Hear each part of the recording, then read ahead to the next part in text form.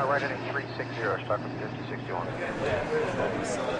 Will commence boarding United 958 service. So for most of us, traveling by plane means buying a ticket, getting to the airport, getting on board, sitting down, relaxing, and enjoying the flight. But there are actually hundreds of people involved behind the scenes that make sure all of this goes smoothly. All right, good morning, everyone. This is Sergio with you from the OCC. Before we get into a review of yesterday's operation, let's get into safety. JJ?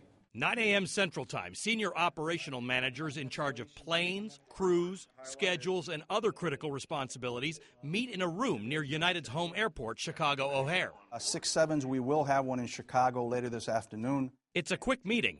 Yesterday's performance. Yesterday we did make our shared D0 goal for mainline. Today's potential problems. Into parts of western Illinois into the afternoon. That would be our next opportunity, seeing some thunderstorms into Chicago. Then it's off to work in the heart of United's worldwide operation.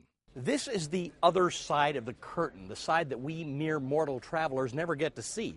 People in this room here at United Operations Control Center outside of Chicago are making decisions about everything to do with your travel, including the crew that's on your plane, making sure there are spare parts if anything goes wrong on that plane.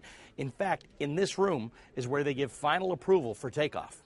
To dispatch a flight, there's two people who are legally responsible, the dispatcher and the captain of the flight. And so they both got to sign off. They both have to sign off. Joe Kolchak is a 20-year veteran of the airlines. Like many here, a former pilot. United's Operations Control Center, or OCC, isn't customer service. It's not the room where your ticket price is set, nor is it where they track your lost luggage. But it is pretty much everything else. From this room, senior staff in virtually every department oversee United's operations at 5 U.S. hubs: Chicago, Denver, Los Angeles, San Francisco, and Washington Dulles, and thousands of domestic and international flights. For the most part, it all comes through this immediate area. Typical decisions taken in this room: shifting a plane's route ever so slightly to make up for a late departure, preparing a flight crew for a possible holding pattern, or diversion to another airport because of weather.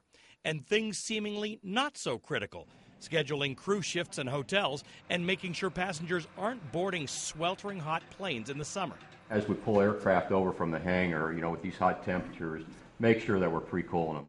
Every single flight is assigned a dispatcher who determines and signs off on the flight plan and tracks its performance and problems until it lands. It's actually a straight line to go on an arc. You can see they're all through here with 1,200 flights a day. Yep.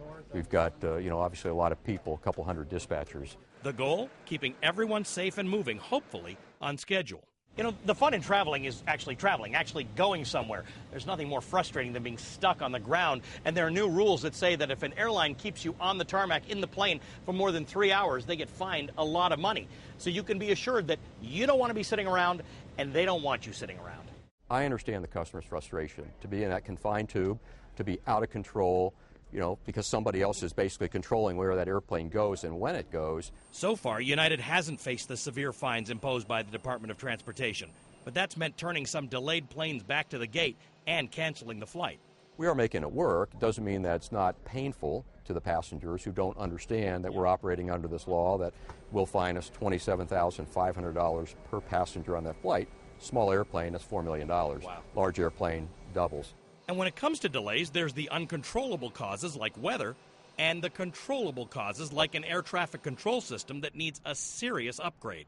And it does slow us down. It does impact us. Velshi, CNN.